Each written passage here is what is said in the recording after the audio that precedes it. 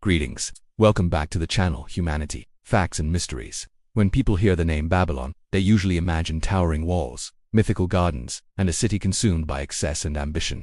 Babylon often appears in history as a symbol rather than a system, as a legend rather than a functioning society. Yet this image hides the real reason Babylon mattered, and why its influence lasted long after its streets were abandoned. Babylon did not dominate the ancient world through constant warfare or fear. Its power rested on something far more stable. It ruled through law, through administration, and through the idea that authority should be written, visible, and predictable. This approach allowed Babylon to survive conquests that destroyed other cities completely.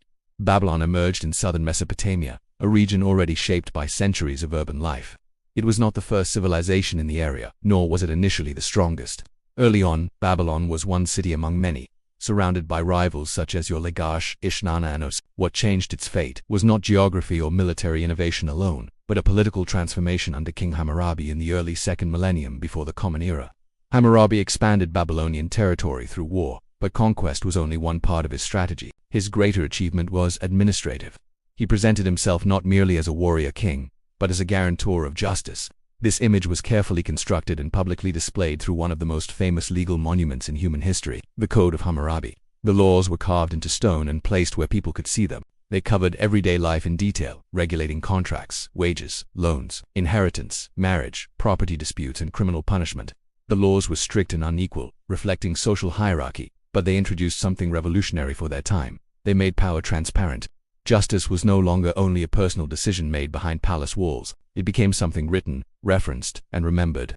This changed how Babylon functioned as a society. Written contracts became central to economic life. Scribes recorded transactions, disputes, and obligations. Courts applied standardized penalties. Trade expanded because merchants could rely on enforceable agreements. Agriculture, labor, and taxation were organized through documentation rather than improvisation. Babylon became a city where authority flowed through text as much as through command. Religion reinforced this structure instead of replacing it. Babylonian kings ruled by divine mandate, but they were also bound to cosmic order. The gods were seen as guardians of justice, not arbitrary forces. Law was presented as something discovered and upheld, not invented at will. This gave Babylonian authority legitimacy that extended beyond the lifespan of individual rulers. Babylon was also a center of knowledge. Its scholars developed advanced mathematics, astronomy, and systems of measurement. The sexagesimal system, based on 60, emerged here and still shapes how we divide time and angles today. Astronomical observations were recorded consistently over generations, allowing Babylonian scholars to track planetary movements and eclipses with remarkable accuracy. Knowledge accumulated slowly, carefully preserved in written form. This intellectual tradition made Babylon indispensable, even to its enemies. Over centuries, the city was conquered repeatedly. It fell to the Hittites, later to the Assyrians, and eventually to the Persian Empire. Yet, unlike many cities, Babylon was rarely erased. New rulers ruled from Babylon, respected its temples, preserved its priesthood, and adopted its administrative systems. Even Assyrian kings, known for brutality elsewhere, treated Babylon with caution, understanding its symbolic and practical importance. Babylon's decline was not sudden. As trade routes shifted and political centers moved, the city gradually lost relevance. Canals were neglected, populations decreased, and economic activity slowed.